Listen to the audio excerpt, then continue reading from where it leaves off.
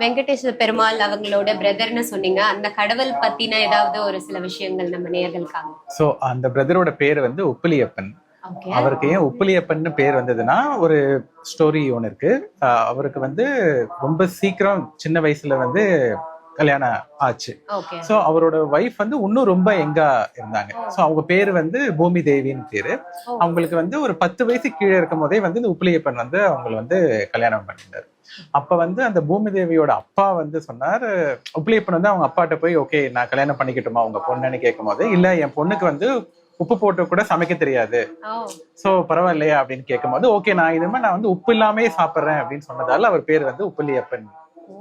So இப்படி ஒரு கதை அதனால அந்த கோவில் வந்து கும்பகோணம் பக்கத்துல இருக்கு. அது வந்து இந்த 108 திவ்ய தேசங்கள்னு சொல்லுவாங்க. அதுல ஒண்ணு.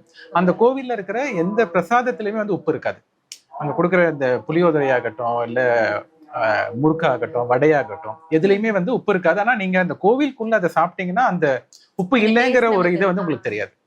சோ அது வந்து சிக்னிஃபிகன்ஸ் ஆஃப் தட் டெம்பிள். ஓ சூப்பர். சோ இது எனக்கு புதுசா இருக்கு. மேபி நம்ம ஆடியன்ஸ்ல ஒரு சில பேருக்கு தெரிஞ்சிருக்க வாய்ப்புகள் இருக்கு.